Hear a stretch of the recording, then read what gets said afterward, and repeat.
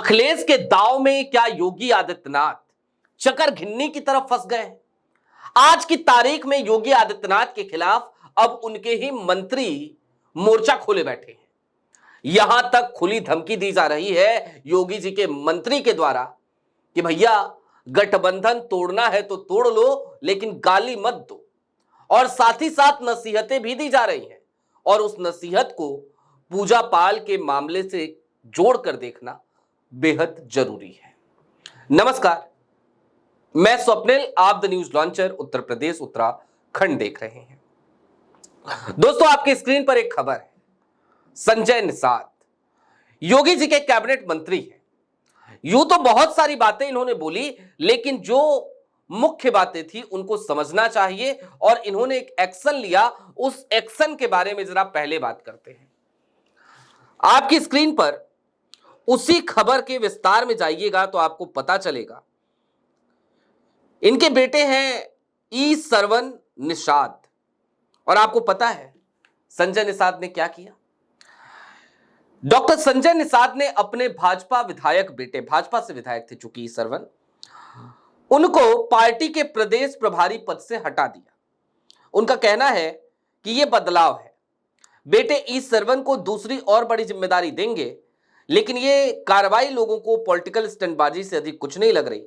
इस पर एक नई चर्चा छिड़ गई है। अब ई सरवन निषाद ने 2022 में चौरी चौरा विधानसभा क्षेत्र से चुनाव लड़ा था, लेकिन भारतीय जनता पार्टी के टिकट पे चुनाव लड़ा था। अब बेटा भाजपा का विधायक है और प्रदेश प्रभारी भी है निषाद पार्टी का। संजय निषाद को यह बात हजम नहीं हुई, उन्होंने पद से हटा दिया। और जब इस पे सवाल पूछे जाने लगे तो उन्होंने कहा कि भैया आगे आने वाले समय में बड़ी जिम्मेदारी दे देंगे।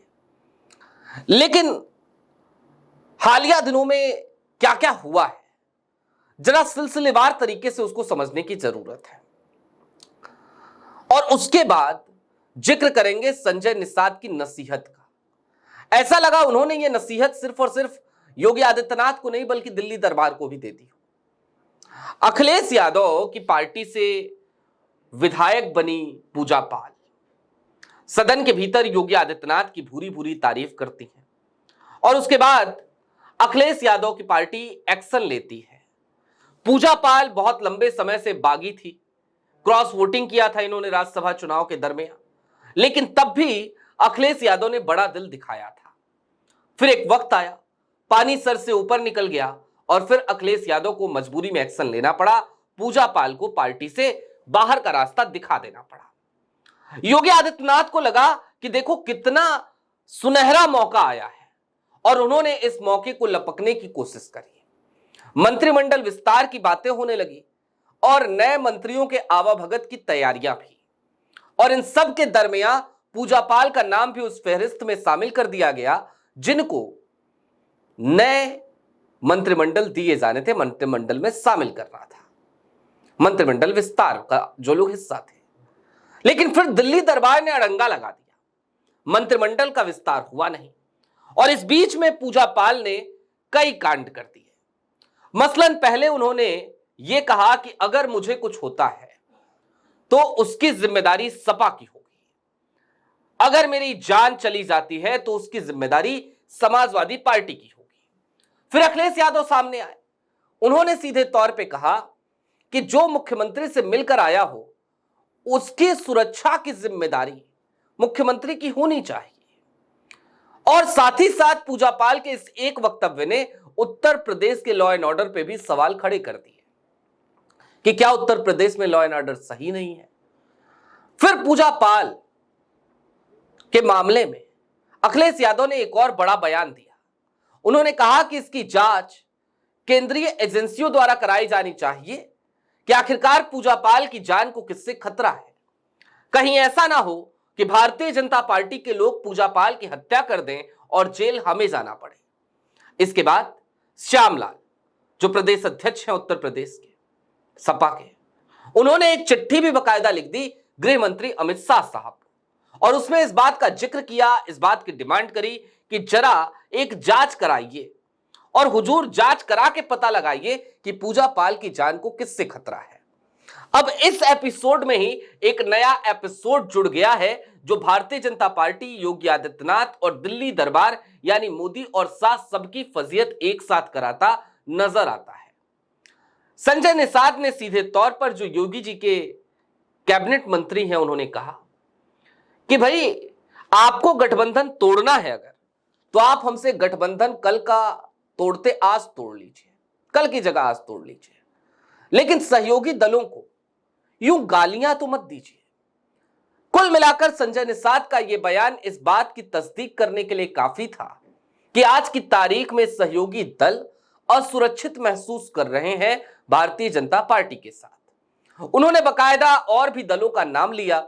मसलन उन्होंने कहा कि चाहे वो राजभर जी की पार्टी हो या फिर की आरएलडी हो या फिर की निषाद पार्टी हो, इन सबको हाशिए पे ढकेलने की जो कोशिशें चल रही हैं ये ठीक नहीं है। इतना ही नहीं, संजय निषाद ने यह भी कहा कि जो इंपोर्टेड नेता आ रहे हैं ना अलग अलग दलों से, सपा से या बसपा से, ये सहयोगी दलों में घुस जाएंगे तो उनका भी नुकसान करेंगे, भाजपा में घुस जाएंगे तो उनका भी नुकसान करेंगे।